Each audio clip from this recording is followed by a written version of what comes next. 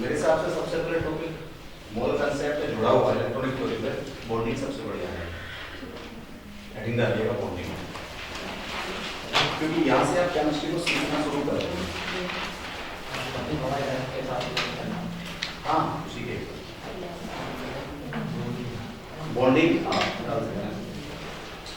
अच्छा, जैसे हमने बॉन्डिंग वर्ड बोल दिया, बॉन्डिंग को लेके आपके दिमाग में क्या बात आती है? What is the meaning of bonding? तो उससे क्या बेनिफिट होता है?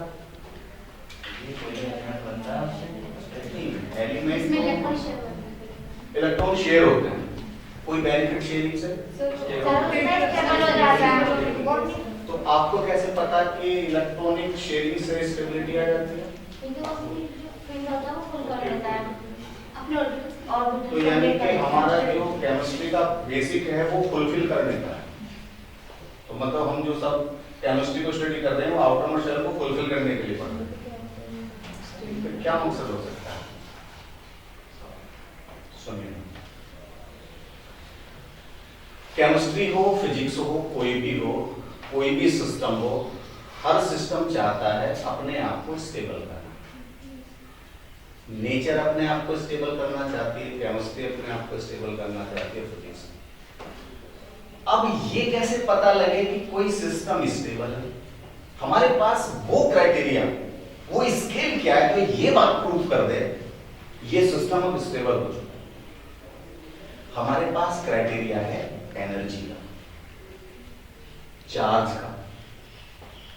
हमें पता होना चाहिए कोई भी सिस्टम कब स्टेबल होता है, जब उसके पास एनर्जी मिनिमम होती है, जब उसके पास चार्ज मिनिमम होता है।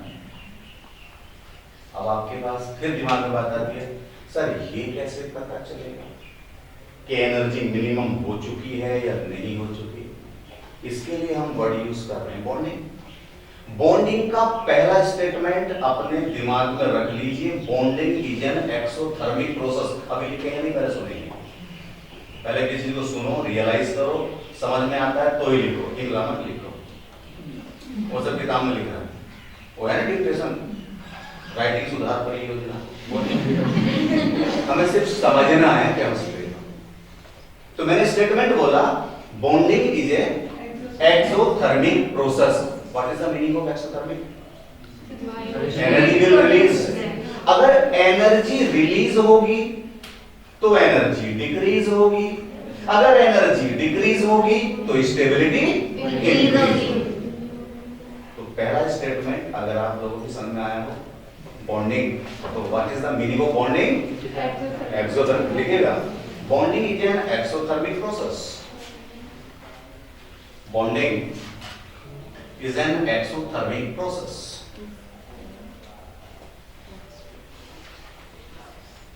जो हिंदी में ऊष्मा छेपी, एनर्जी निकलती है वहां से, एनर्जी निकलती है तो एनर्जी घटती है, एनर्जी घटती है तो स्टेबिलिटी बढ़ती है। तो हम इसे सीधा सीधा यहां लिख सकते हैं,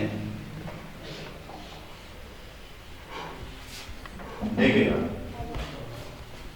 हमने यहां लिया कि साहब हम स्टेबिलिटी की बात करते हैं, उतनी स्टेबिलिटी और स्टेबिलिटी एनर्जी को कम करने के लिए हमने बॉन्डिंग वर्ड को पकड़ लिया। साहब हमें बॉन्डिंग स्टडी करना। अब हमें दूसरा स्टेटमेंट ये देखना है, bonding related to bond. Bond कितने तरह के हो सकते हैं? Type of bonding. आप में से कोई स्टूडेंट जानता है बॉन्ड कितने तरह के होते हैं? 3 तरह के, 2 तरह के होते हैं। और कोई नंबर बढ़ाना चाहे? 2, 3, 4, 5, कुछ इस तरह से। अच्छा, जो 3 बॉन्ड बताना चाहते हो, 3 बॉन्ड कौन कौन से होते हैं? ये चीज तो 9th क्लास में पढ़ ली, तो फिर आप मेडिकल में क्या पढ़ना चाहते हैं?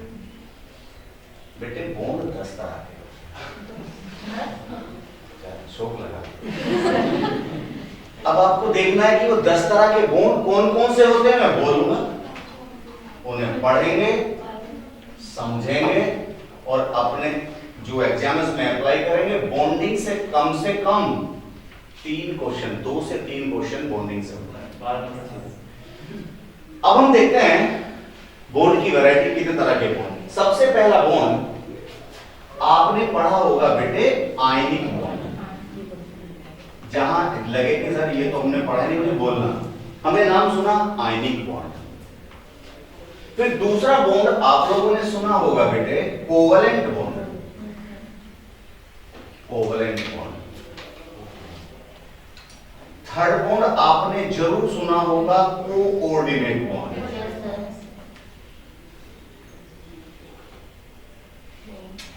फिर हम एक बॉन्ड आपने सुना होगा सिंगलेट बॉन्ड। कभी नाम सुना बेटे? PCL 5 पे पढ़ाए नहीं आपने? Singlet bond. फिर उसके बाद बात आएगी आपके सामने हाइड्रोजन बॉन्ड। फिर आपने नाम सुना होगा वंडर वॉल बॉन्ड। फिर आप सुनेंगे मेटालिक बॉन्ड। सुना कि नहीं सुना? Metallic bond. उसके बाद क्या अभी आपने नाम सुना है बनाना बॉन्ड? Yes sir. आप मना नहीं कर पाएंगे, B2S6 यस सर। बनाना bond.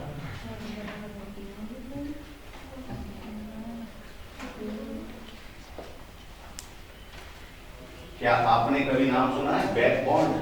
Yes sir. Back bonding? Yes sir. Back bonding के बारे में बात करेंगे।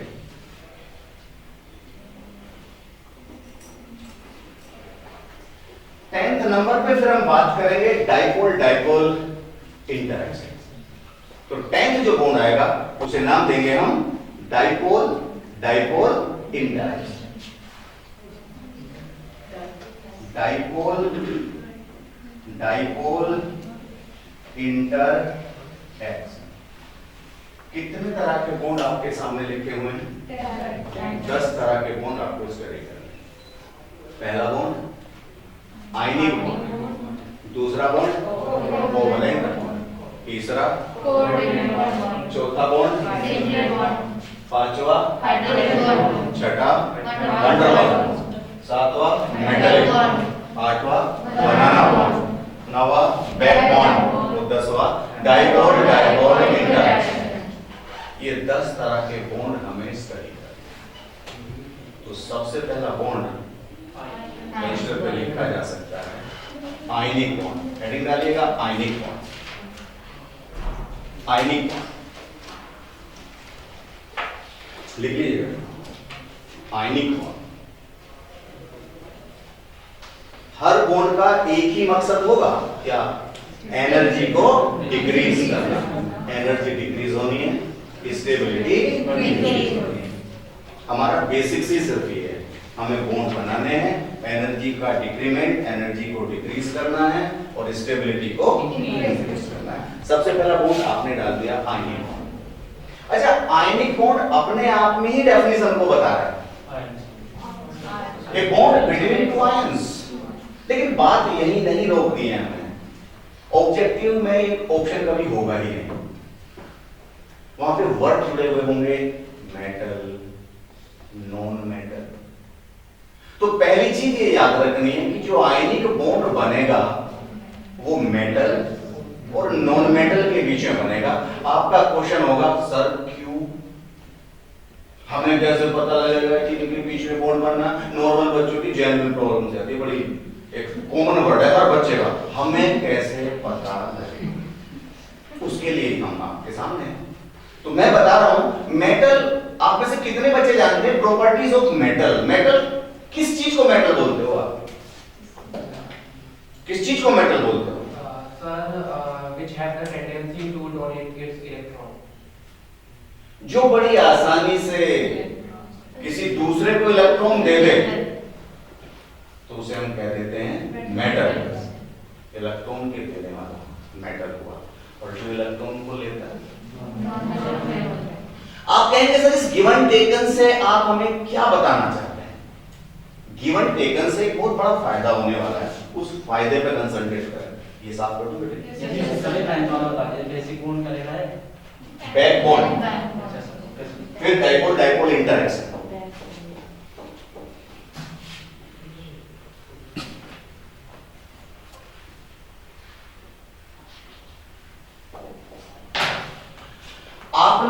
यहां पे लिया एक मेटल,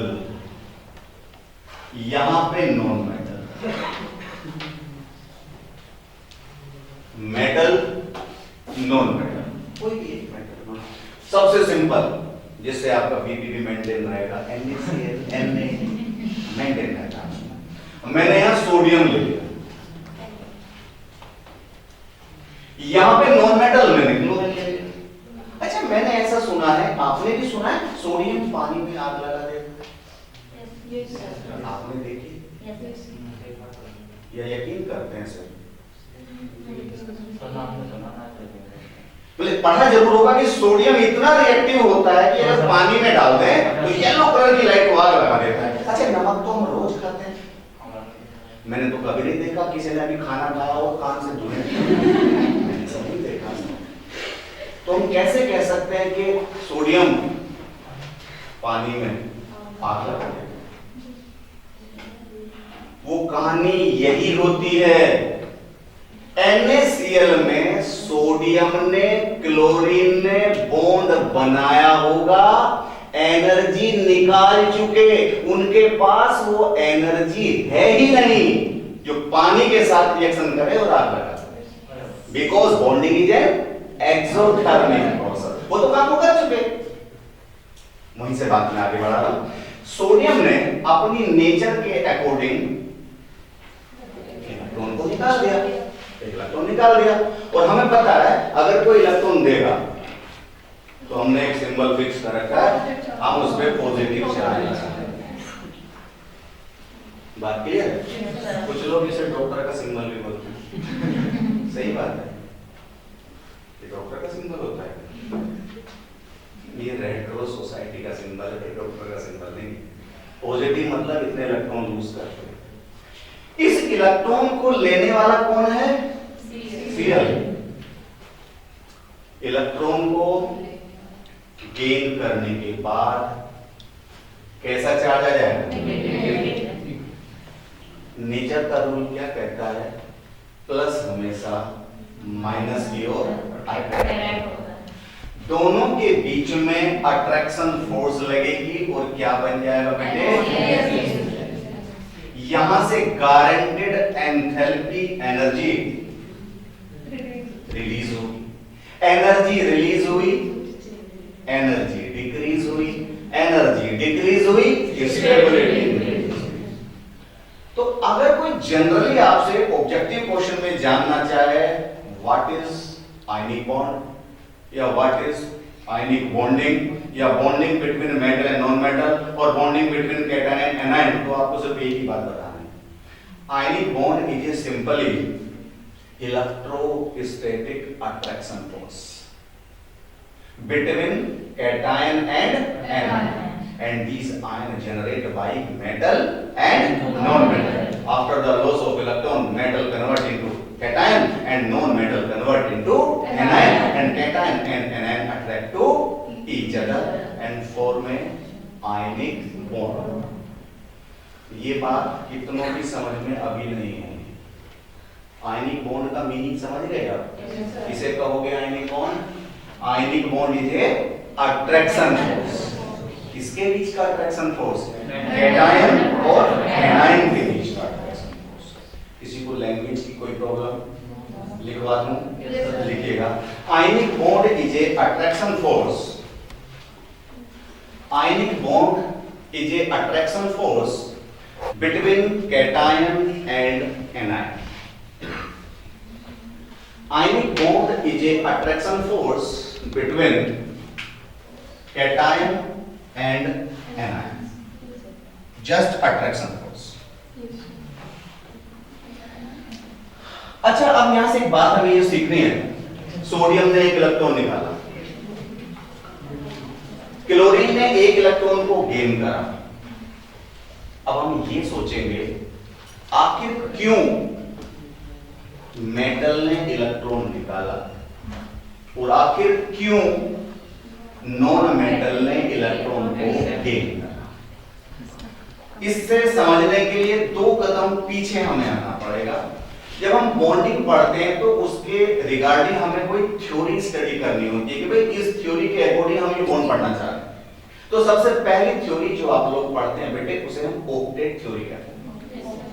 तो ये जो हम अट्रैक्शन फोर्स की बात कर रहे हैं, लॉस की बात कर रहे हैं, गेन की बात कर रहे हैं, तो ये टोटल जो प्रोसेस चल रहा है सब किस थ्योरी के अकॉर्डिंग चल रहा है? ऑक्टेट थ्योरी के अकॉर्डिंग चल रहा है। According to octet theory every atom want to complete their outer most shell octet. Sodium अपना इलेक्ट्रॉन निकाल के ऑक्टेट को गेन करता है और क्लोरीन इलेक्ट्रॉन को गेन करने के बाद तो सारी थ्योरी ऑक्टेट से जुड़ी हुई है। तो क्या हम ये बात लिख सकते हैं कि ionic bond formation follow octet theory? And according to octet theory, every atom want to complete their outermost shell octet. किसी भी स्टूडेंट को कोई प्रॉब्लम? No, sir. लिखवा दो? Yes, sir. नोट करिएगा, लिखेगा ionic bond formation follow octet theory. Formation follow octet theory, ये octet theory को फॉलो करता है। Ionic bond formation follow octet theory. और अगले स्टेटमेंट में लिख सकते हैं, नेक्स्ट पॉइंट एरो बना के लिखेंगे। According to octet theory, according to octet theory every atom want to complete their outermost shell octet. According to octet theory, every atom want to complete their outermost shell octet. According to octet theory, अष्टक के नियम के अनुसार प्रत्येक परमाणु अपने बाह्यतम कोश में 8 electron रखना चाहता है। According to octet theory, every atom want to complete their outermost shell octet. किसी शेल में हमें बेटे ऑक्टेट को पूरा करना है, इसी पे हम पूरा ध्यान लगाएंगे और कुछ प्रॉब्लम्स हम आपके सामने शेयर करेंगे। अच्छा, फॉर एग्जांपल हमें स्ट्रक्चर बनानी है मैग्नीशियम क्लोराइड। मैग्नीशियम, आपने कहीं मैग्नीशियम देखा है? आज तक नहीं देखा है, नहीं देखा मैग्नीशियम। अच्छा, कहीं सुना हो कहां होता है? आप सभी बायो के स्टूडेंट हैं, क्या आपने नहीं सुना मैग्नीशियम क्लोरोफिल में? क्या आपने नहीं सुना? अब से पहले जो फोटोग्राफी होती थी, अब तो डिजिटल फोटोग्राफी है, अब से पहले जो फोटोग्राफी होती थी वो बड़ी तेज सी लाइट फ्लैश आती थी, तो वो यही तो होता था मैग्नीशियम रिबन वायर तो बर्न होता था नाइट्रोजन के मीडियम में। मैग्नीशियम, उसी मैग्नीशियम की बात कर रहा हूं। वो मैग्नीशियम जिसका एटॉमिक नंबर आप 12 पढ़ रहे हैं, आउटर मोस्ट शेल में कितने इलेक्ट्रॉन बता रहे हैं? 2। मैं इसको क्लोरीन के साथ जोड़ना चाहता हूं बेटे। आउटर मोस्ट शेल में आपने 7 इलेक्ट्रॉन पढ़े। अब मैं ज्यादा एक्सप्लेन नहीं है, दोनों इलेक्ट्रॉन मैग्नीशियम किसे दे सकता है बेटे? क्लोरीन को। इलेक्ट्रॉन देने के बाद मैग्नीशियम पे 2 चार्ज आ जाएगा, 2Cl नेगेटिव, अट्रैक्शन फोर्स तो क्या बन जाएगा बेटे? मैग्नीशियम क्लोराइड बन जाएगा। आयनिक बॉन्ड है, इज द आयनिक बॉन्ड। क्या ये बात समझ में आती है? इसके आगे बढ़ना बेटा, ये अभी केवल छोटी छोटी रेंज की बातें चल रही हैं, इसके आगे बढ़ेंगे, कॉपी कर लो इसको।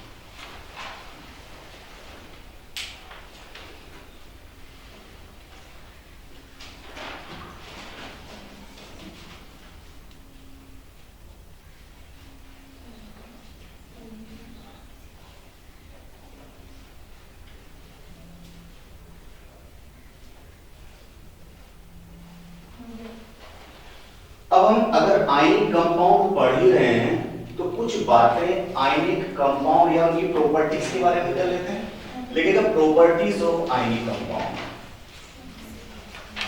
Properties of ionic compound. Ionic compound की प्रॉपर्टी को लिखेगा। Properties of ionic compound. पहले बात जनरल सुन लीजिएगा बेटे। जनरली जितने भी आयनिक कंपाउंड होते हैं जनरली वो सॉलिड होते हैं। उसका रीजन भी यही होता है, एनर्जी है नहीं, मिनिमम एनर्जी है। आपको पता है अगर हम सॉलिड से लिक्विड में जाएं, लिक्विड से गैस में जाएं तो गारंटीड आप कह सकते हैं उनके एटम्स या मॉलिक्यूल की काइनेटिक एनर्जी बढ़ती जाती है। और हमें पता है दुनिया का नेचर का सबसे स्ट्रॉन्ग बॉन्ड आयनिक बॉन्ड होता है, तो मैक्सिमम एनर्जी रिलीज भी कहां होती होगी? आयनिक बॉन्ड फॉर्मेशन में होती होगी, यानी कि एनर्जी हद से ज्यादा घट जाती होगी। Molecule will be seized, molecule रुक जाते हैं, मतलब सॉलिड स्टेट में आ जाते हैं। तो हम दावे के साथ कह सकते हैं generally ionic compound are solid in nature. ये बात समझ में आती है? Yes sir. नोट करिएगा, generally ionic compound are solid in nature. Generally ionic compound are solid in nature. Generally ये सॉलिड के होते हैं।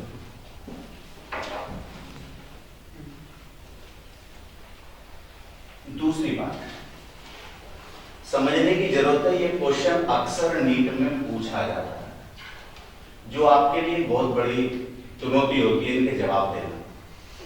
हम कहते हैं कि जितने भी आयनिक कंपाउंड होते हैं वो वाटर सोल्यूबल होते हैं। बहुत से बच्चों की प्रॉब्लम रहती है, सर ये हमें रटना है या समझना है? तो अभी तक आप कैसे डिसाइड करते आए हो कि कोई सॉल्ट पानी में घुल जाता है या कौन सॉल्ट पानी में नहीं घुलता, यानी कि कौन सा सॉल्ट वाटर में सोल्यूबल है और कौन सा सॉल्ट वाटर में सोल्यूबल नहीं है? आपके पास क्या क्राइटेरिया है, क्या पैरामीटर है, ये चीज चेक करना है। Any student? Hydration energy and lattice energy. यहां से फिर क्वेश्चन उठता है, what is lattice energy, what is hydration energy? तो मैं एक बच्चे से ना पूछ के खुद ही बता देता हूं, टाइम बचेगा, कंसेप्ट आगे बढ़ जाएगा। ध्यान से सुनिए, आपने कोई सॉल्ट लिया, आपने कोई सॉल्ट लिया, कोई AB आपके पास सॉल्ट है और मैं कह रहा हूं कि भाई ये आयनिक सॉल्ट है, आयनिक कंपाउंड है। मैं इसे पानी में डालता हूं और आपसे जानना चाहता हूं ये पानी में घुलेगा या नहीं घुलेगा। इसे समझने के लिए आप ऐसे समझिएगा, मेरे पास ये पेन है, मैंने 20 रुपए का खरीदा। ये भाई कहता है कि सर ये पेन आप मुझे दे दो। मैं कहूंगा नहीं दे सकता। यानी क्यों? भाई 20 रुपए का लिया, आप मुझे 20 रुपए दे दीजिएगा या 20 से ज्यादा दे दीजिएगा तो मैं पेन आपको दे दूंगा। बिल्कुल यही कंसेप्ट आपको यहां अप्लाई करना है। आप कहेंगे सर कैसे? हमें सोचना पड़ेगा, जब ये सॉल्ट बना था, इसके 2 कदम पहले जाइएगा। जब ये सॉल्ट बना था तो गारंटेड किससे बना होगा? ये A+ से और B- से। इन्होंने यहां कुछ ना कुछ एनर्जी यूज करी होगी, एनर्जी बाहर निकाली होगी, जिसकी कीमत पे ये AB बना होगा। जैसे 20 रुपए। फॉर एग्जाम्पल मैं इसे यूनिट से समझाता हूं। मान लिया यहां पे बेटे 20 किलो कैलोरी एनर्जी रिलीज हुई, ऐसे जस्ट एग्जांपल, जब ये सॉल्ट बना। अब हमें ये पता है इस सॉल्ट को बनने में, इसे खुद को बनाने में कितनी एनर्जी उसे देनी पड़ी? 20 किलो। याद रखें, जब हम किसी सॉल्ट को वाटर में डालते हैं तो वाटर के मॉलिक्यूल इसकी सरफेस पे आएंगे, एब्जॉर्ब होंगे, यानी कि एक प्रोसेस होगा और प्रोसेस को नाम दूंगा हाइड्रेशन। और याद रखेंगे हाइड्रेशन हमेशा एक्सोथर्मिक प्रोसेस होता है। तो जब मैंने इस आयनिक कंपाउंड को पानी में डाल दिया, फॉर एग्जांपल ऐसे ही डायग्राम से समझाने की कोशिश कर रहा हूं, ये पानी इसकी सरफेस पे आपके चिपक गया होगा, तो यहां से क्या शुरू हुआ होगा? हाइड्रेशन। और मैंने कहा हाइड्रेशन हमेशा एक्सोथर्मिक। अब एक्सोथर्मिक पे हमें ये ध्यान देना है कि अगर यहां एनर्जी निकल गई 20 और मोर देन 20, मैं कह रहा हूं यहां से 21 किलो कैलोरी एनर्जी रिलीज हुई। ध्यान से से सुनना, ये हुआ क्या, वाटर इसकी सरफेस पे आया, वाटर इसकी सरफेस पे प्रोसेस कौन सा शुरू हुआ, हाइड्रेशन। हाइड्रेशन को मैंने कैसे बताया, एक्सोथर्मिक। मतलब यहां से एनर्जी निकली, वो एनर्जी कितनी थी, 20 से ज्यादा थी। गारंटेड सॉल्ट पानी में घुल जाएगा। ये ऐसे देखो जैसे 20 रुपए के पेन के 21 रुपए मिल रहे मैं तुरंत कहूंगा हाँ भाई नो। बाई चांस यहां पर एनर्जी निकलती 18 किलो कैलोरी, उतनी एनर्जी थी ही नहीं जितनी एनर्जी वेस्ट करके ये सॉल्ट बना। ये जो कैटायन एनायन के साथ अट्रैक्ट हुआ, लैटिस बना, जो एनर्जी रिलीज हुई मैं क्या नाम देने जा रहा हूं उसे, लैटिस एनर्जी। मैंने क्या नाम दे दिया बेटे, लैटिस एनर्जी। यहां वाटर के साथ इंटरेक्शन हुआ, फिर यहां एनर्जी रिलीज हुई, मैंने क्या नाम दे दिया, हाइड्रेशन एनर्जी। मैंने नाम दिया बेटे हाइड्रेशन। अब मैं तुमसे सुनना चाहता हूं, कोई सॉल्ट पानी में कब घुलेगा, when hydration energy is greater than lattice energy. बच्चे पूछते हैं सर एक बात बताओ, अगर दोनों इक्वल हुए तो क्या होगा, क्योंकि बच्चे वही चीज पूछते हैं, उन्हें लगता है कि अब अटकाएंगे।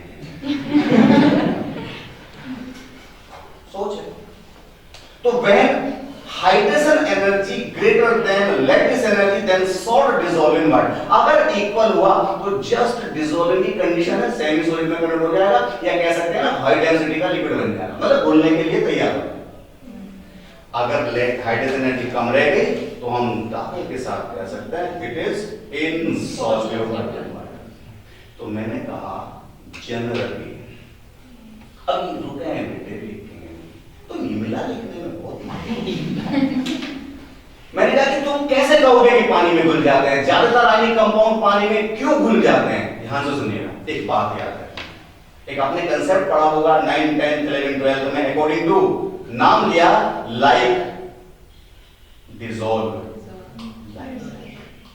जो जैसा होता है वो ऐसों में ही जाके बैठता है, जो जैसा सॉल्ट होता है ऐसे ही सोलवेंट में जाके घुलेगा।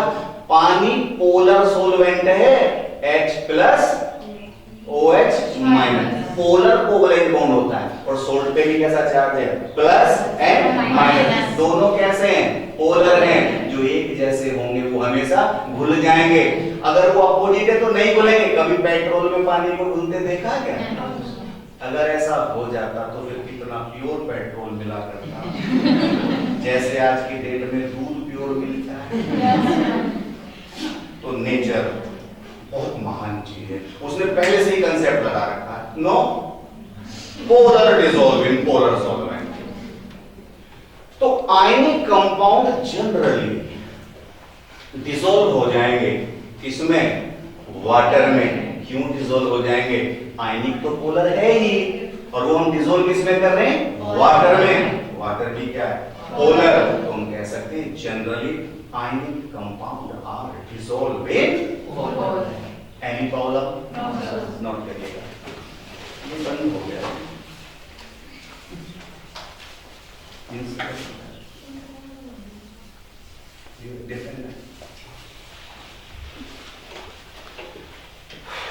डिफरेंट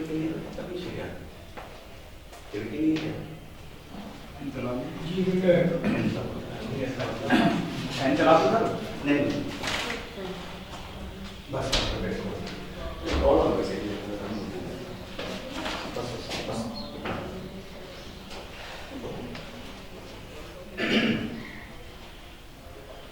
तो मैं स्टेटमेंट बोलना चाहूंगा बेटे, वो जरूर लिख लेना, क्वेश्चन वहीं से उठेंगे। इनऑर्गेनिक के केवल गिनती के 7 पॉइंट लिखाऊंगा, 7 इनऑर्गेनिक के।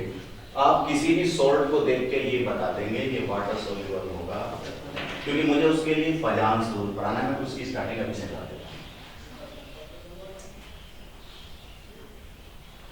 अगर कॉपी कराओ तो बोल देना बेटे, मैं जस्ट स्टेटमेंट बोलने वाला हूँ, थोड़ी स्पीड बढ़ाओ बेटे, क्योंकि मैं चाहता हूँ इन 2-3 दिन में बॉन्डिंग थोड़ा आगे चले। सर आपकी रेगुलर क्लास नहीं है? अभी इसके बाद में बात करेंगे, से बात करेंगे। बेटे बात क्लियर हुई? Yes sir. आगे चलो। तो वो स्टेटमेंट लिखना चाहेंगे बेटे कि कोई सॉल्ट पानी में कब घुलेगा। दो बातें हो गई इसमें, तो पहले बताऊंगा व्हेन, अगर हम जनरली कोई क्वेश्चन की बात कर रहे हैं, hydrogen energy is greater than lattice energy, पहले स्टेटमेंट नोट कर लें। कंडीशन ऑफ सॉल्युबिलिटी, कोई चीज क्यों घुल जाती है, हाइड्रोजन एनर्जी लैटिस एनर्जी से ज्यादा आ जाती है, नोट कर लें। और सॉल्युबल या सॉल्युबिलिटी, कोई सॉल्ट पानी में क्यों घुल जाता है, तो इसलिए घुल जाता है बेटा हाइड्रोजन एनर्जी लैटिस एनर्जी से ज्यादा। तीसरी बात, जो आयनिक कंपाउंड के बारे में आज तक नीट में पूछी गई, क्या सभी स्टूडेंट ने नाम सुना है आइसोमेरिज्म का? Yes sir.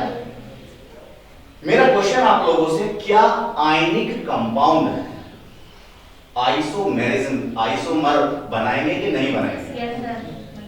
बनाएंगे। इधर से और कोई आइसोमर बनाएंगे नहीं बनाएंगे? सुनिएगा बेटे, हम स्ट्रक्चर चेंज कर किनकी सकते हैं, जिनकी अपनी कोई स्ट्रक्चर हो। आयनिक बॉन्ड की कोई डायरेक्शन नहीं होती है।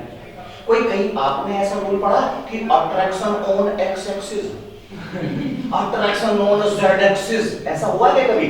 No direction of ionic bond. जिस सिस्टम की ही डायरेक्शन नहीं होती, तुमने डायरेक्शन चेंज कैसे कर दी? जो सिस्टम डायरेक्शन रखता ही नहीं है, तो मैं कैसे कह सकता हूं कि आप भाई, फॉर एग्जांपल आपने कहा कि आप किसी के घर गए, उसके घर का ना जो वो था दरवाजा ना नॉर्थ को था, मैं अगली बार गया तो वो ईस्ट को था, पॉसिबल है भाई, डोर की डायरेक्शन है। अब मान लिया आपने कहा कि उनका तंबू पहले ऐसा था वैसा होगा, जिसकी खुद की कोई दीवार नहीं, कोई डायरेक्शन नहीं, आप कैसे डिसाइड कर दोगे आप? तो हम दावे के साथ कह सकते हैं no isomerism in ionic compound because ionic bond have no direction. Any problem? Note करिएगा, ionic compound will not show, नहीं शो करेगा, will not show isomerism because isomerism नहीं करेगा बेटा, because ionic bond have no direction. Ionic bond की कोई direction नहीं, ionic bond have no direction, ionic bond की कोई डायरेक्शन नहीं। बेटे इतनी बात समझ में आई आपको? आपने एक बात सुनी होगी, अक्सर ये क्वेश्चन आपको मिलेगा, एक वर्ड सुना है आपने बेटे, boiling point and melting point. हम कहते हैं जितने भी आयनिक कंपाउंड होते हैं उनके melting point and boiling point दोनों ही बहुत ज्यादा होते हैं। वैसे अगर देखा जाए तो हमें ज्यादा सोचने की जरूरत भी नहीं है, जिसका मेल्टिंग पॉइंट ज्यादा, बॉइलिंग तो अपने आप ही ज्यादा होगा। अरे भाई पहले पिघलेगा जब ही तो उबलेगा, तो मेल्टिंग ज्यादा है तो बॉइलिंग तो अपने आप ही ज्यादा होगा भाई, इसमें कौन सी नई साइंस है? पहले पिघला तो उबला। अब हम ये डिसाइड करने जा रहे हैं आखिर क्यों आयनिक कंपाउंड ज्यादा मेल्टिंग और बॉइलिंग पॉइंट रखता है, क्यों? ऐसा क्या खास है उसमें? तो ध्यान से सुनें, जब हम किसी को मेल्ट करना चाहते हैं, मेल्ट का मतलब है हम आयोनाइज करके नहीं, डिसोसिएट करके उन्हें अलग करना चाहते हैं। इनके पास एक्स्ट्रा अट्रैक्शन है, आयनिक बॉन्ड स्ट्रॉन्ग बॉन्ड होता है, Generally, ionic compound shows a high melting and boiling point due to the extra bond, extra attraction, या कह सकते हैं due to the formation of a lattice between cation and anion. We required extra energy to break down this lattice. इस lattice को तोड़ने के लिए हमें ज्यादा एनर्जी की जरूरत पड़ती है, तो हम दावे के साथ कह सकते हैं आयनिक कंपाउंड के मेल्टिंग और बॉइलिंग पॉइंट बहुत ज्यादा होते हैं। अब यहां से एग्जामिनर आपको कंफ्यूज करेगा। आपने खाना खाया, सब्जी खाई, नमक था, और हमने लिख दिया नमक का जो बॉइलिंग पॉइंट है कि 900 कुछ है डिग्री सी में, तो हमारा खाना 900 डिग्री सी पे बनता है, तो फिर नमक का टेस्ट कैसे आ जाता है? सोचा ही नहीं कभी। नमक का बॉइलिंग पॉइंट, मेल्टिंग पॉइंट पता है कितना है? कभी आपने ऐसा देखा? अब तो हम टाटा सॉल्ट खा रहे हैं, पता नहीं आयोडाइज ये वो फलाना ढिमकाना, पहले नमक जो होता था वो पीसेस डली सी आती थी उनकी, उन्हें खाते थे, तो क्या वो बड़ी आसानी से पिघल जाता था? ऐसा होता था कभी आप नमक धूप में रख के भूल गए हो और वो पिघल गया? ऐसा नहीं हुआ। क्यों नहीं हुआ? क्योंकि उसका मेल्टिंग पॉइंट बहुत ज्यादा है। क्यों ज्यादा है? हमारा डिस्कशन ये तो ज्यादा इसलिए सोडियम और क्लोरीन के बीच में क्या बना हुआ है? आयनिक बॉन्ड, लैटिस मतलब 3 डायमेंशनली अट्रैक्शन है। एक्स वाई जेड पता नहीं चार कोई डायरेक्शन तो है नहीं सब जगह से, तो उसे ब्रेक करने में हमें एक्स्ट्रा एनर्जी की रिक्वायरमेंट है, तो उनके मेल्टिंग और बॉइलिंग पॉइंट हमेशा ज्यादा है। आयनिक कंपाउंड कोई सा भी हो, बॉइलिंग मेल्टिंग हमेशा ज्यादा। बात की अच्छा, मैंने यहाँ पे एक क्वेश्चन, एक नीट का बड़ा अच्छा सा क्वेश्चन है। हम कहते हैं कि कोई चीज पहले पिघलती है बाद में उबलती है। अच्छा, कभी ऐसा भी हो सकता है कि वो पहले उबल जाए बाद में पिघले? होता है, क्वेश्चन पूछा जाता है। क्या आपने सब्लिमेशन नहीं पढ़ा? हिंदी में ऊर्ध्वपातन बोलते हैं, पढ़ा, यानी कि मुझे दोनों लैंग्वेज यूज करनी है। ऊर्ध्वपातन, सब्लिमेशन क्या मतलब होता है उसका? कोई चीज पिघलने से पहले उबल जाती है। क्या आपने उसमें कई एग्जांपल नहीं पढ़े? कैंसर नहीं पढ़ा? कपड़ों में वो पुने की गोली सी रखते, कभी किसी कपड़े पे दाग आता है क्या? नहीं आता। वो उबल गया लेकिन पिघला नहीं, वो उबल गया वेपर फेज में आ गया लेकिन पिघला नहीं। मतलब पहले बॉयल हो गया, वेपर फेज में आ गया, मतलब समझते हो आप इसका? When boiling point less than melting point. Sublimation substance पता नहीं कितने बेंजोइक एसिड, ऑक्सैलिक, सॉरी ये तुम्हारा कैम्फर, तो हम इसके एग्जांपल पढ़ते हैं। तो बात क्लियर है? जनरली रूल क्या होता है? पहले पिघलेगा बाद में उबलेगा। कुछ उल्टा हो गया तो कौन से सब्सटेंस बोल के जाएंगे? सब्लिमेटिंग सब्सटेंस। वो हम यहाँ बात नहीं करेंगे आयनिक बॉन्ड में। हम जनरली पढ़ रहे हैं बेटे प्रॉपर्टीज ऑफ आयनिक बॉन्ड। इस प्रॉपर्टीज के बाद हम लिखेंगे necessary condition for ionic compound. बेटा वो डिसोसिएट नहीं होता, वो आयोनाइज होता है। पानी में डालने के बाद उसे घुलना है, उबलना, टूटना नहीं है। मेल्टिंग का मतलब सुनिएगा बेटा, मेल्टिंग का मतलब है बॉन्ड हीट से टूटेंगे। सब्जी में नमक का मतलब है पानी से आयोनाइज होंगे। पानी में घुलता है, सोडियम अलग, क्लोराइड अलग, टेस्ट बिल्कुल बढ़िया आने वाला। अगर मैं उसे हीट से पिघलाऊंगा तो नाम दूंगा मेल्टिंग पॉइंट। मेल्ट नहीं होगा, वो क्या होता है? आयोनाइज होता है। आयोनाइज में और डिसोसिएट में बहुत डिफरेंस। बात क्लियर है बेटे?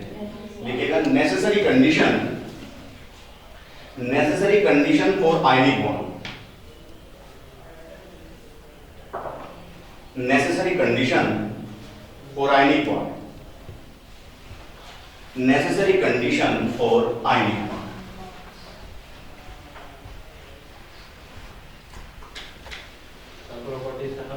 बस बेटे, इसके बाद सुनिए, जब हम प्रॉपर्टी डिस्कस कर रहे हैं, हमारे पास मेटल है, नॉन मेटल। मेटल को इलेक्ट्रॉन देना है,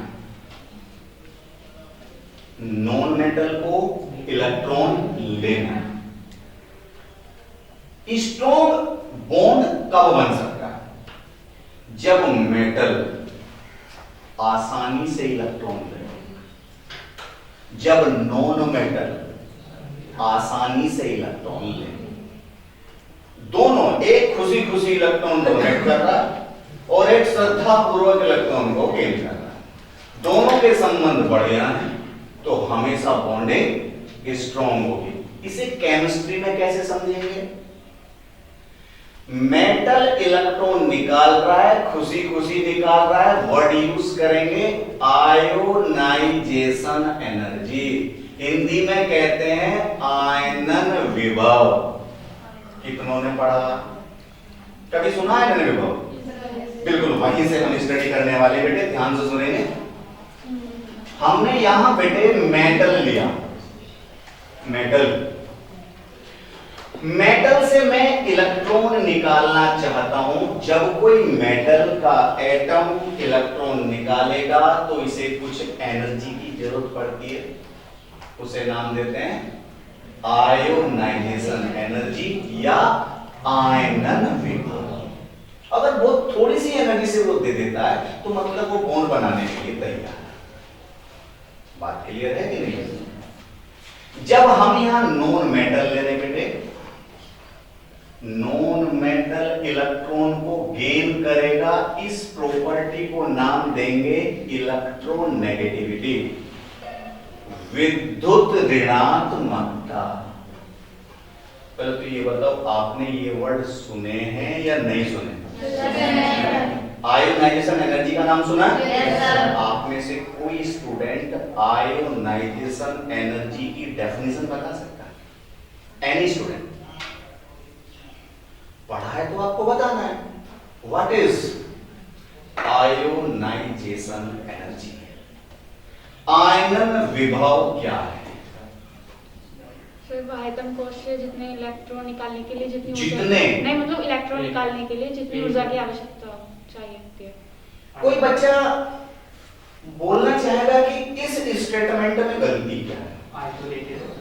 आइसोलेटेड। और कुछ गलती? गैसियस है। तीन चीज अगर आप समझते हैं, मैं इसी चैप्टर में आपको पढ़ाऊंगा एक बोर्ड-हेबर साइकिल। तीनों चीजों का जिक्र करूंगा, कैलकुलेशन कराऊंगा और बताऊंगा नीट में कौन सा क्वेश्चन आया हुआ है बोर्ड-हेबर पर। ध्यान से सुनिएगा बेटे। आपने कोई मेटल लिया, कोई एटम लिया, आपका टारगेट था इस एटम से इलेक्ट्रॉन को निकालना। आपने पढ़ रखा था कि कोई एटम इलेक्ट्रॉन जब निकालता है उसे हमें कुछ एनर्जी देनी होती है जिसे आयोनाइजेशन एनर्जी कहते हैं। आपने इसे वो एनर्जी दे दी और इससे कहा कि भाई एटम निकाल दो। इसने वो एनर्जी अपने भाई को सप्लाई कर दी। अकेला थोड़ा ही था, इसके चारों तरफ तो पूरा सिस्टम था।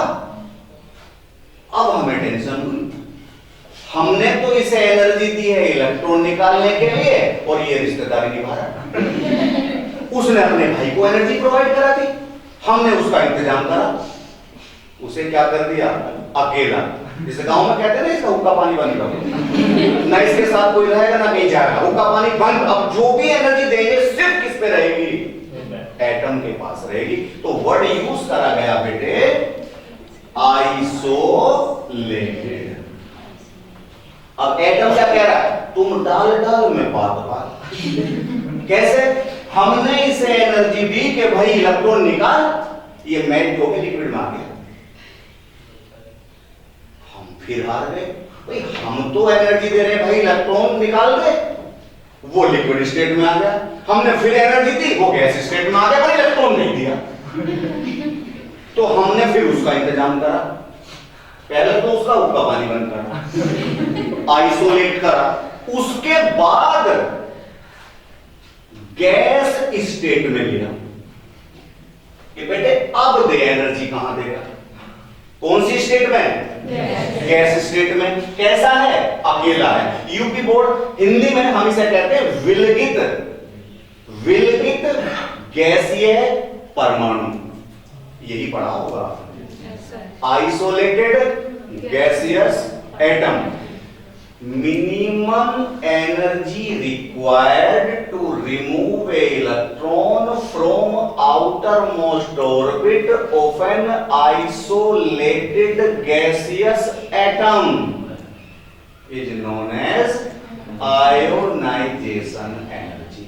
तो मैं बोलना चाहता हूं जिस एटम की आयोनाइजेशन एनर्जी जितनी कम होगी वो उतनी आसानी से इलेक्ट्रॉन निकाल देगा, मतलब उतना ही स्ट्रॉन्ग बॉन्ड बनाएगा।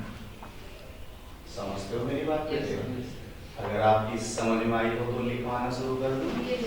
लिखेगा if metal have minimum ionization energy, minimum ionization energy,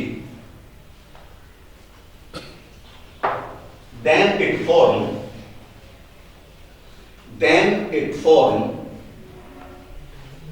a strong ionic bond।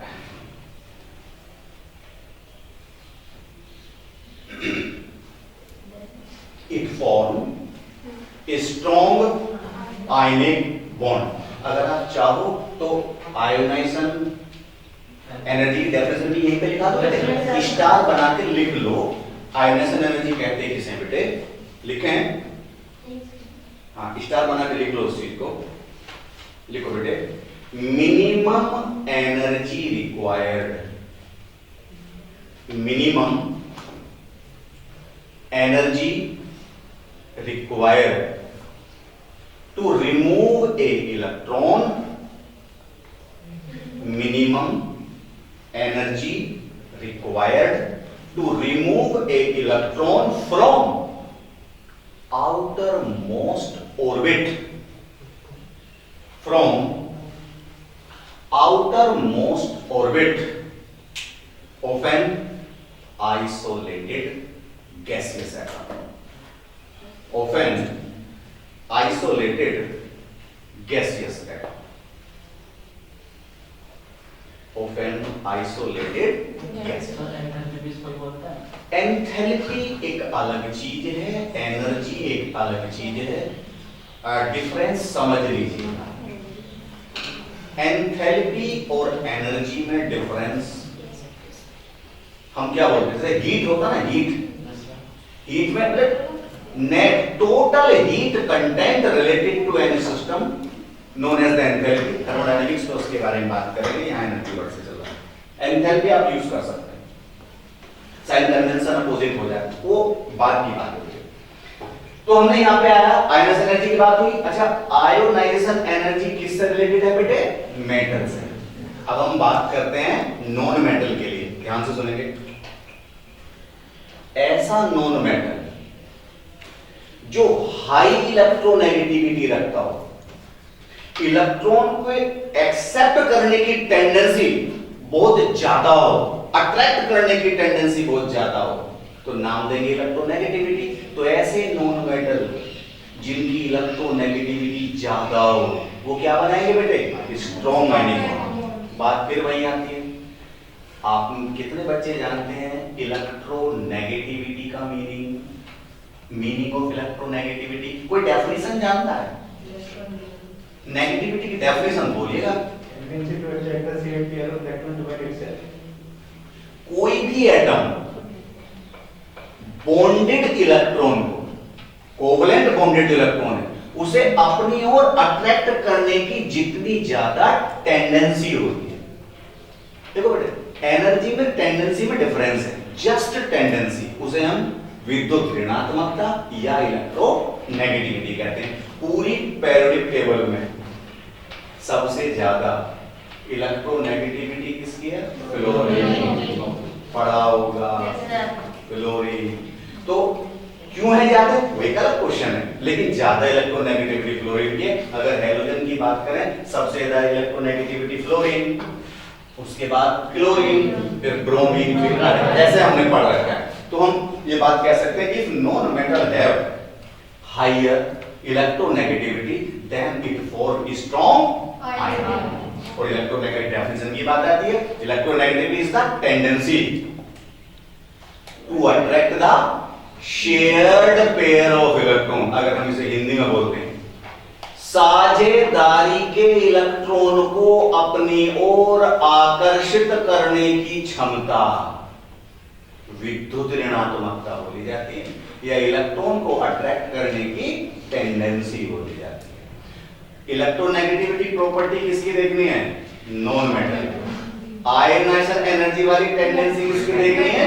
Metal की। तो इलेक्ट्रोनेगेटिविटी के बारे में लिखेंगे बेटे, if a non metal have higher, if a non-metal show या have higher electronegativity then it form a strong ionic bond.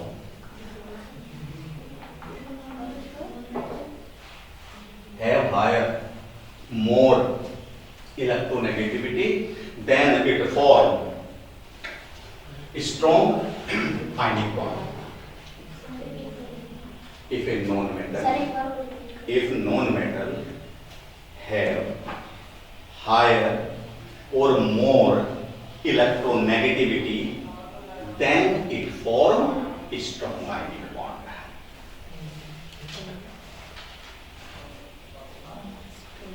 Electronegativity की definition साथ में लिखना चाहेंगे? स्टार बना के लिख लो बेटे। इलेक्ट्रोनेगेटिविटी का मतलब देखो ऐसे है, जैसे आपने यहाँ ऐसे लिया बेटा, ये कोवेलेंट बॉन्ड है, आपने पढ़ा होगा। हमें पता क्लोरीन की इलेक्ट्रोनेगेटिविटी ज्यादा है, इससे ज्यादा हाइड्रोजन। तो ये जो साझे का इलेक्ट्रॉन है ये किसकी साइड को शिफ्ट हो जाएगा? क्लोरीन के। तो इस पे स्लाइटली नेगेटिव और यहाँ स्लाइटली पॉजिटिव, मतलब खींचने की पावर, क्षमता लिखेगा। The tendency to attract the shared pair of electron, tendency to attract the shared pair of electron towards itself. Tendency to attract the shared pair of electron towards itself is known as the electronegativity. Tendency to attract the shared pair of electron. Tendency कहते हैं बेटे क्षमता, या कहते हैं इसकी nature. ये कहते हैं ना इसकी टेंडेंसी लड़ने की, इसकी नेचर टेंडेंसी, उसकी क्षमता। Tendency to attract the shared pair of electron towards itself represent और नोन एज इलेक्ट्रोनेगेटिव। अब बेटे हम चलते हैं कि नीट में ये जो हमने लेक्चर अभी पढ़ाया, नीट में क्वेश्चन कैसे आएंगे? वहां डेफिनेशन तो आएंगी नहीं, तो नीट में क्वेश्चन कैसे आते हैं मैं उनका एग्जांपल देता हूं, देखिए।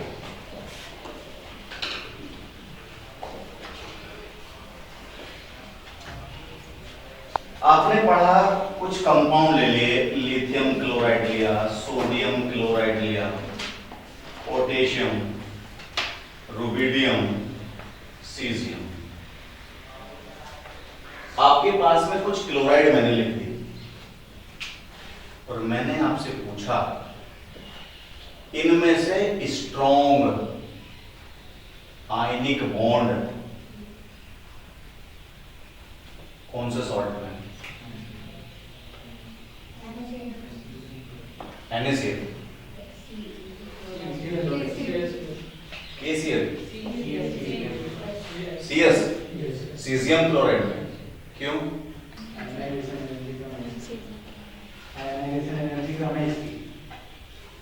सुनिए, आप परेशान ना होइए, आपकी मदद के लिए एक कंसेप्ट है, उनका नाम है फजांस। आपको परेशान नहीं होना, फैजान कहें, फजान कहें, चाहे खजान का छोटा भाई, लेकिन कहें फैजान, फैजान। ध्यान से सुनो, फैजान साहब कहते हैं जितना बड़ा कैटायन, लार्ज कैटायन और छोटा एनायन होगा,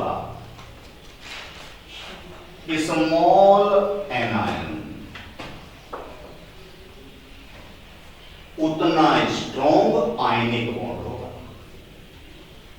बड़ा कैटायन, छोटा। आप कहेंगे सर इससे क्या पता चलता?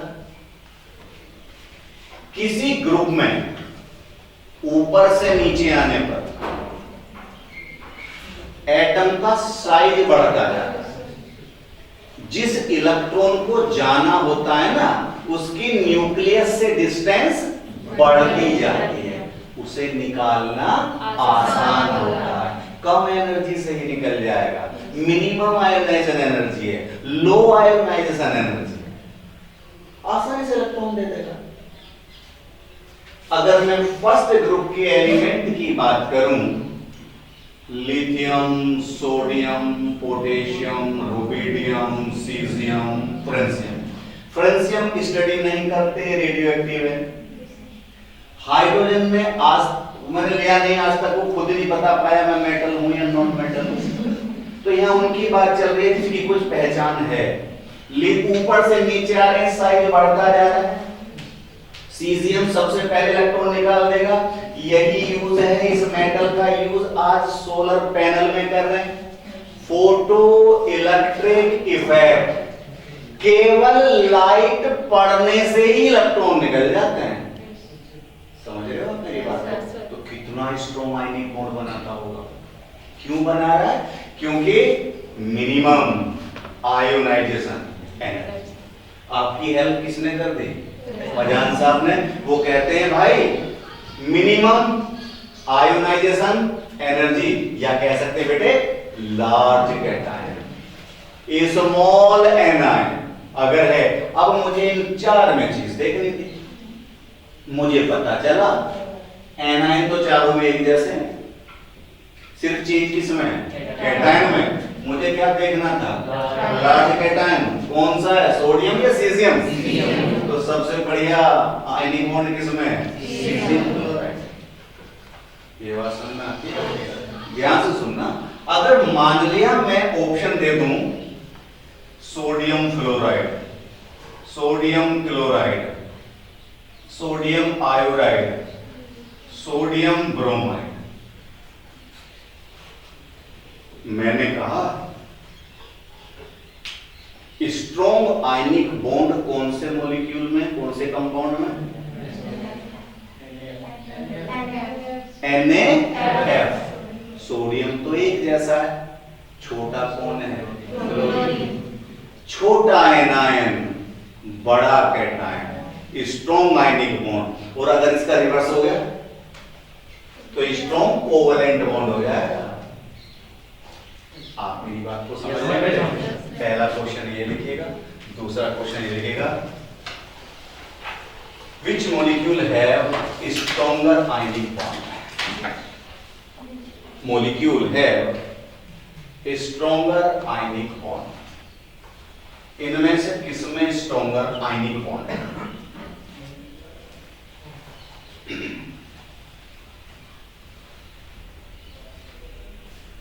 Which molecule have stronger ionic bond? इनमें से स्ट्रॉन्गर बॉन्ड किसमें?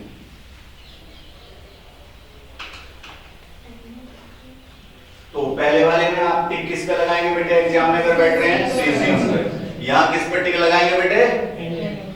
सोडियम तो एक जैसा था।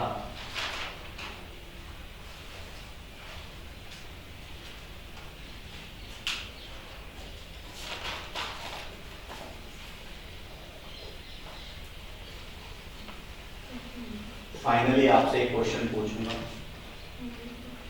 जानना चाहूंगा कितने इसका आंसर करेंगे।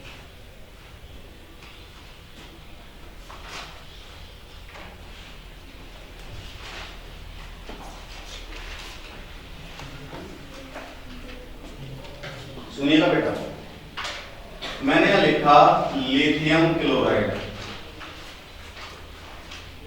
बात क्लियर? सोडियम क्लोराइड दोनों ही बहुत, इनमें से कोवलेंट बॉन्ड, कोवलेंट करैक्टर किसमें ज्यादा होगा? कोवलेंट, नॉट आयनिक। फरजान साहब क्या कहते हैं? Large cation, small anion. Condition किसकी है? आयनिक की। पलट दो, small cation, large anion. Condition किसकी बेटे? कोवलेंट। तो इसमें कोवलेंट करैक्टर किसमें हो जाएगा भैया? Lithium chloride. कोवलेंट करैक्टर किसमें? लिथियम। क्यों? Small cation. जबकि आयनिक के लिए क्या था? चाहो तो लिख लो, अभी आपका सेरिब्रम काम नहीं कर रहा।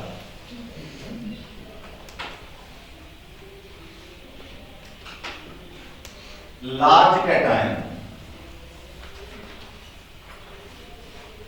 Small anion. हाँ जी, कोवलेंट के लिए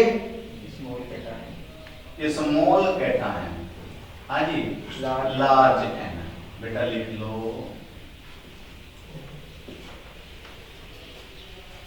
आयनिक कंपाउंड की कंडीशन, कोवलेंट कंपाउंड की कंडीशन।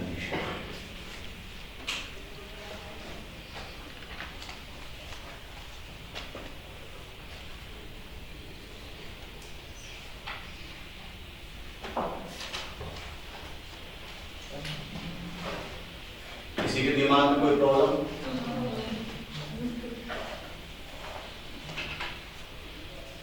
चलें जी, अगर आप थोड़ी सी और हिम्मत करते हैं तो एक क्वेश्चन पूछ ही लेता हूं। मैंने लिया यहाँ पे AgF, AgCl, AgBr, AgI। मैं जानना चाहता हूं इसमें सबसे ज्यादा आयनिक करैक्टर किसमें है और सबसे ज्यादा कोवलेंट करैक्टर किसमें? AgF, AgCl, AgBr, AgI। सबसे पहले बताओ, आयनिक करैक्टर सबसे ज्यादा किसमें? कैटायन सब में एक जैसा। स्मॉल एनायन, हमें पता है डाउन द ग्रुप साइज बढ़ता जाता है, ऊपर से नीचे आने पर परमाणु का साइज, एटम का साइज बढ़ता जाता है। तो सबसे छोटा एनायन कौन सा होगा? स्मॉल एनायन किसे फेवर कर रहा है? किसी को कोई प्रॉब्लम? मैंने कहा बेटे कोवलेंट कंपाउंड देखना है, कोवलेंट नेचर देखनी है। Large anion. नीट वालों ने इस पे और बड़ा बेहतरीन क्वेश्चन पूछ रखा है। आपसे पूछा जाता है कि जनरली ये व्हाइट होता है, ये लाइट येलो होता है, ये डीप येलो होता है, ऐसा क्यों? उसका रीजन भी यहीं से है, लेकिन अभी तुम समझ नहीं पाओगे। एनायन में पोलराइजेबिलिटी ज्यादा होती है, बाद में बात करूंगा, अभी बस इतने, क्योंकि कुछ बच्चे बिल्कुल फ्रेशर हैं, उन्हें पता ही नहीं है। हम बता सकता हूं पोलराइजिंग पावर, मैं आपको एग्जांपल दे सकता हूं।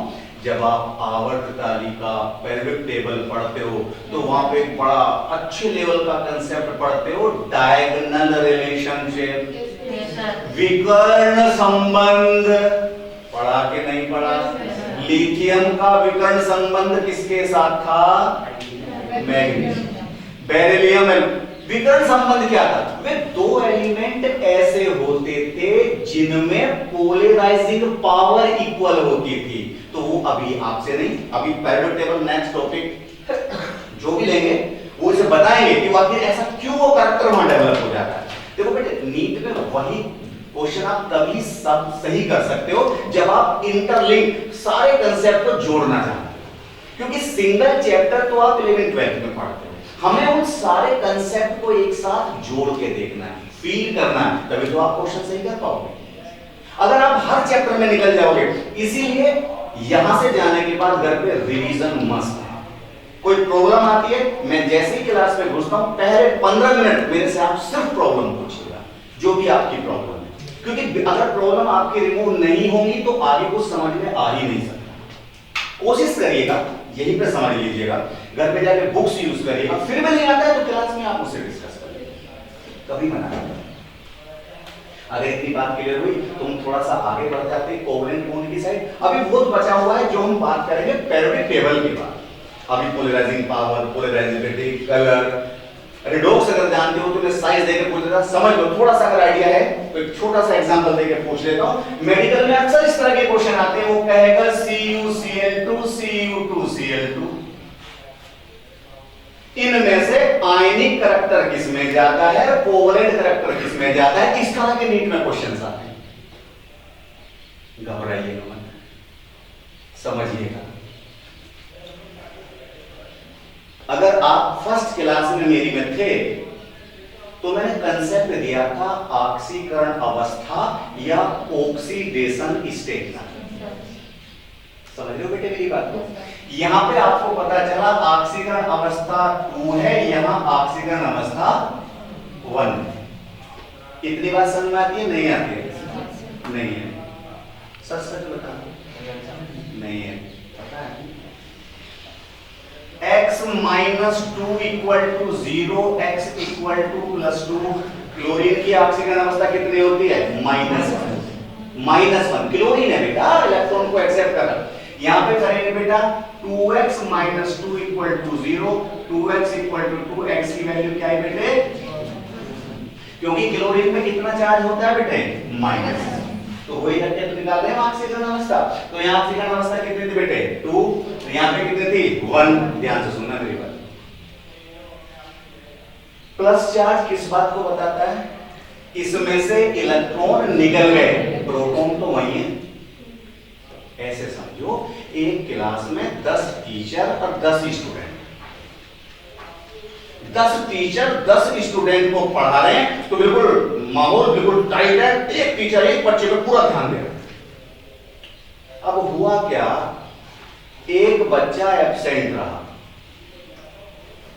टीचर कितने? 10, माहौल और टाइट हो जाए। वो जो 10वां टीचर है वो क्रिटिक कर दे, क्योंकि वो तो घूम रहा। अगर मान लिया एक बच्चा और एब्सेंट हो गया, माहौल और टाइट हो जाएगा।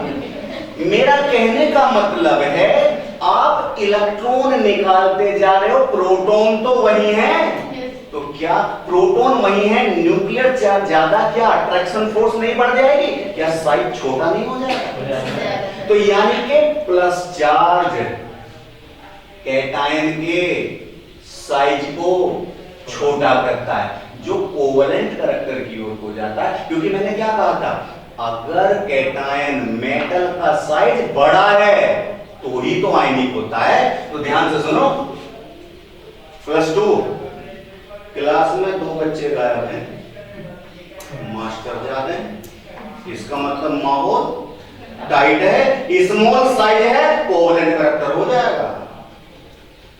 यहां पे केवल एक ही बच्चा एब्सेंट था, केवल एक ही एक्स्ट्रा टीचर है, माहौल जरा ठीक रहेगा तो इसमें कम कोवेलेंट करैक्टर। तो एक कंसेप्ट दिमाग में सेट कर लेते हैं बेटे, जैसे ही किसी मेटल पर प्लस चार्ज बढ़ता चला जाता है उसका साइज छोटा होता चला जाता है, कोवेलेंट करैक्टर डेवलप होता चला जाता है।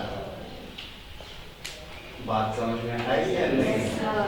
इस तरह की बातें भी हम करेंगे, लेकिन अभी नहीं कर रहे क्योंकि ना अभी हमने पेरियोडिक पढ़ी है ना रिडॉक्स पढ़ा है, तो सिस्टमैटिकली हम इस चीज पे चलेंगे। हेडिंग डालिएगा कोवेलेंट, कोवेलेंट बॉन्ड।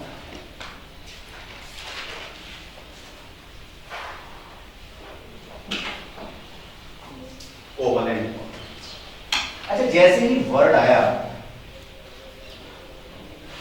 कोवेलेंट, दिमाग में क्या हुआ? कोवेलेंट का मतलब क्या रहा होगा? हम अपने बोर्ड में पढ़ते हैं, यूपी बोर्ड में पढ़ते हैं, इलेक्ट्रॉन की साझेदारी, जैसे पढ़े ना को एजुकेशन, जहां पैरेलल बॉयज गर्ल्स पढ़ते हैं, यानी कोवेलेंट जहां 2 इलेक्ट्रॉन की साझेदारी से कोई बॉन्ड बनता हो। लेकिन ध्यान रहे ये साझेदारी केवल जब तक ठीक है जब तक ऑक्टेट थ्योरी लग रही है। क्या कहती है ऑक्टेट थ्योरी? साझेदारी बस कब तक करेंगे? जब तक इलेक्ट्रॉन 8 ना हो। समझिएगा मेरी बात को जरा। इसका मतलब क्या आता है? मान लिया हम साझेदारी कर रहे हैं, फॉर एग्जांपल ये फ्लोरीन था, सबको पता है एटॉमिक नंबर 9 है। भाई बैलेंस इलेक्ट्रॉन कितने होते हैं इसके? 7। और हमने उस पर ठप्पा लगा रखा ऑक्टेट का, भाई 8 कर ले चाहे जैसे कर ले, बराबर की साझेदारी कर ले। ऐसे ऐसे दो फ्लोरीन आमने सामने आए, रूल था कि 8 इलेक्ट्रॉन होने चाहिए। जांच होगी अभी 5 मिनट बाद कि जिसके पास 8 इलेक्ट्रॉन नहीं होंगे गोली पर लटका दिया जाए।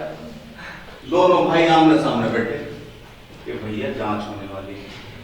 तुम घबरा क्यों रहा छोटे? जैसे ही जांच आए तो कह देना ये रहा इलेक्ट्रॉन मेरा ही तो है, 8 है। पर ध्यान रखना वो जीप फिर मेरी साइड में क्यों आएगी? बड़े भैया घबराओ मत, कह देना 8 है। कब तक झूठ बोलेंगे? हम दुनिया को बता ही देते हैं भाई हमारा ये इलेक्ट्रॉन साझे का है। और नाम क्या दे दिया? साझेदारी वाला बॉन्ड, ना मेरा ना उसका, हम साथ साथ हैं। अगर तुमने इसे किसी सोलवेंट में डाल दिया तुरंत बदल जाएंगे, हम आपके हैं तुरंत अलग हो जाएंगे। रीजन समझिएगा वो सेपरेट हो जाएंगे, क्योंकि लाइफ डिसॉल्व लाइफ। अभी हम सिंगल इलेक्ट्रॉन की साझेदारी का खेल है। अगर कोवलेंट बॉन्ड की डेफिनेशन मुझे देनी है तो मैं क्या कहता हूं? A covalent bond is form by the sharing of electron. समझ में आती है बात? नोट करिएगा। ए कोवलेंट बॉन्ड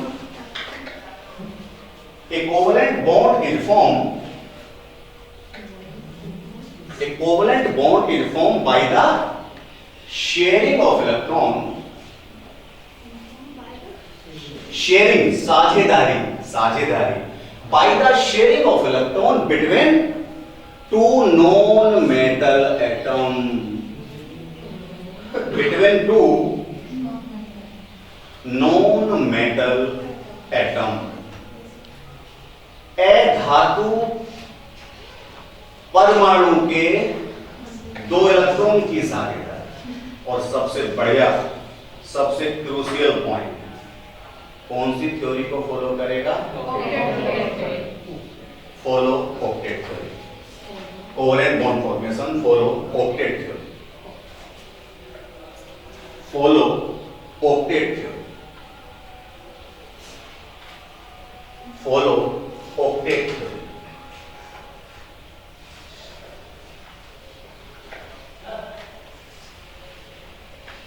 देखिएगा बेटे, 2 ऑक्सीजन एटम बैठे हैं, जांच अभी आई नहीं। ऑक्सीजन है, एटॉमिक नंबर 8 है, वैलेंस इलेक्ट्रॉन 6 है, परेशान है 8 करने हैं। भैया जांच आने वाली, कोई बात नहीं छोटे, कितने हो गए? 8। बड़े भैया यानी कि आप बड़ी आसानी से दुनिया को बता सकते हैं। यही कहानी अगर मैं नाइट्रोजन के लिए अप्लाई करूं तो, यही कहानी में कार्बन के लिए अप्लाई करूं तो यहां से एक स्टेटमेंट में जारी करूंगा और इसे हमेशा के लिए याद रखेंगे। हाइड्रोजन का साइज छोटा होता है, उसके पास कोई ऑर्बिटल होते ही नहीं है, एटम शैली बहुत छोटी है, तो उसे छूट दे दी गई भैया डुप्लेट, आपको 2 पे ही स्टेबल घोषित कर दिया। तो याद रखेंगे ध्यान से, हाइड्रोजन हमेशा 1 बॉन्ड बनाएगा, ऑक्सीजन हमेशा 2 बॉन्ड बनाएंगे, नाइट्रोजन हमेशा 3 बॉन्ड बनाएंगे, कार्बन हमेशा 4 बॉन्ड बनाएंगे, लेकिन थ्योरी कौन सी होगी? तो यहां जरूर लिख देंगे according to octet theory, note करिए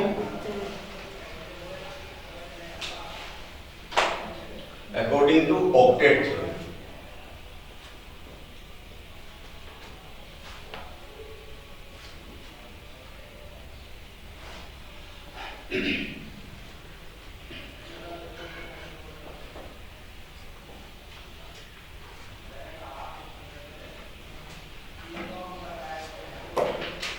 बात क्लियर? अगर आपकी बात अच्छा, हाइड्रोजन हमेशा कितने बॉन्ड बनाएंगे? सिर्फ। तो क्या मैं आपको कुछ मॉलिक्यूल दूंगा, आप मुझे उनकी थ्योरी उनकी स्ट्रक्चर बना के दिखा देंगे? Yes sir. वेलकम करिएगा बेटे।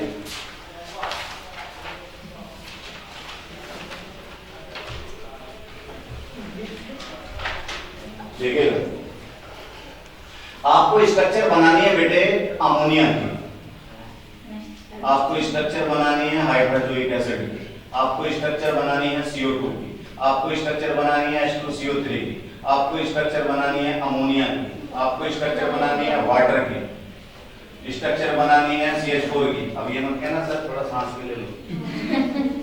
इन सब की स्ट्रक्चर बनानी है वेरी फास्ट। अगर आप इस बात को जानते हैं, हाइड्रोजन कितने बॉन्ड बनाएगा? Oxygen, nitrogen, carbon. करो बेटे, मुझे 30 सेकंड में आंसर मिलना चाहिए इसका। ओनली 30 सेकंड, 30 सेकंड में आंसर आना चाहिए। अच्छा बेटा, देखते हैं सबसे पहले कौन बनाता है स्ट्रक्चर। बस बोल देना, मैं यहां से ट्राई करूंगा, आप मुझे बता देंगे कि कैसे। Oh good. अब देखो बेटा, एक बच्चे के पास तो नहीं आया जा सकता, टैली करेंगे सब लोग। क्या आपने ऐसी स्ट्रक्चर बनाई है या नहीं बनाई? बात क्लियर है बेटे? तो मैं शुरू हो जाऊं अगर आपने कर लिया हो तो।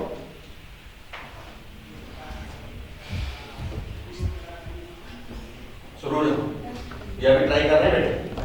बनाइए।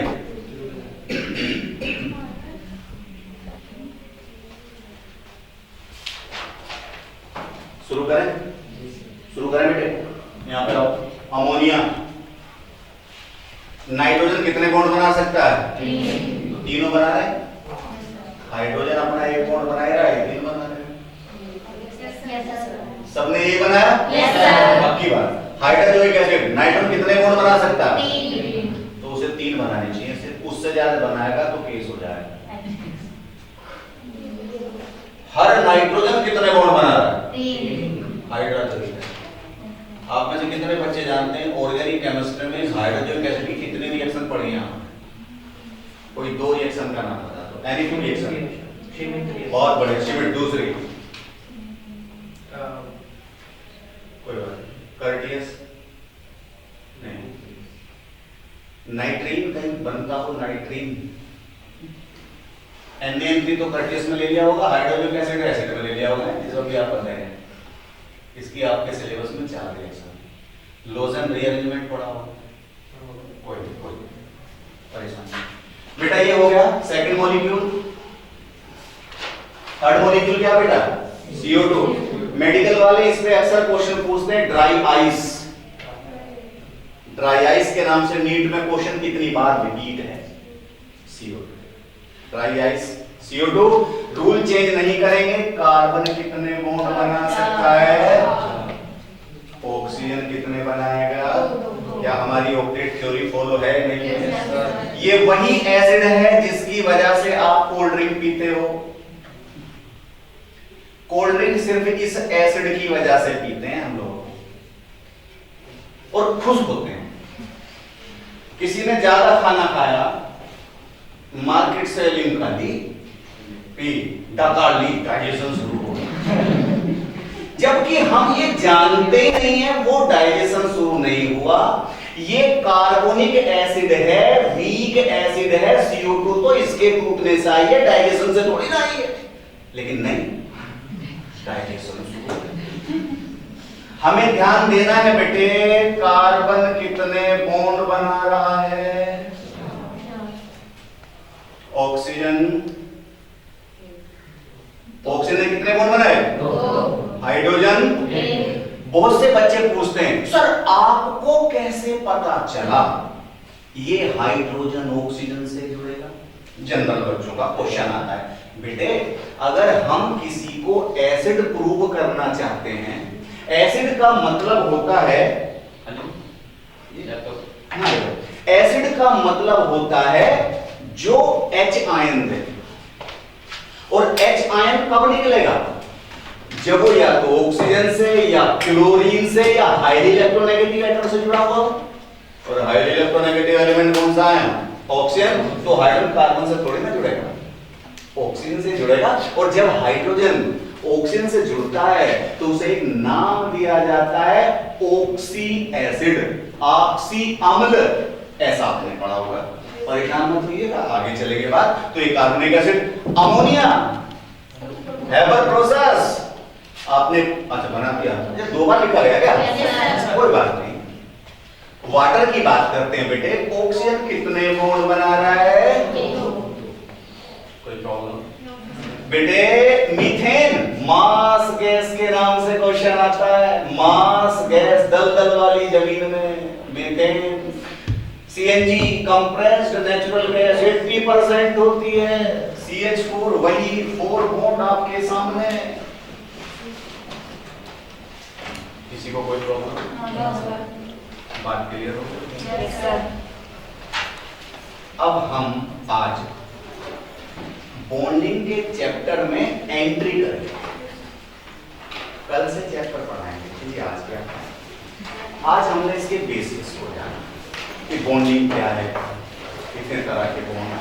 कल की जो थ्योरी होगी वैलेंस बॉन्ड थ्योरी।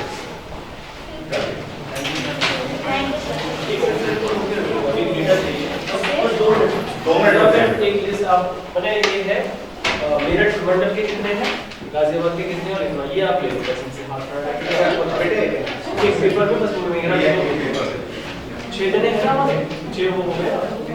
जैसे मेरठ के इतने, नोएडा के इतने, गौतम बुद्ध नगर के इतने, और इसके इतने, केवल नंबर ओनली काउंटिंग करनी। भैया आप बस मुझे ये बता दो कौन कहां मेरठ से कितने बेटा?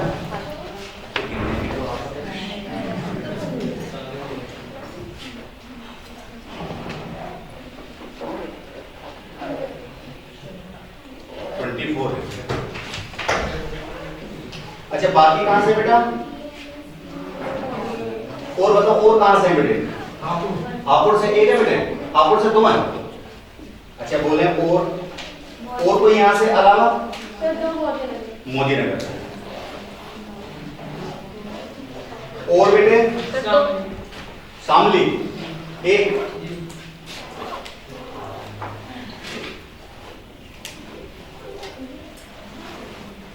और कोई? सर 2 लखवा से। 2 लखवा। लखवा से भी आ रहे हैं?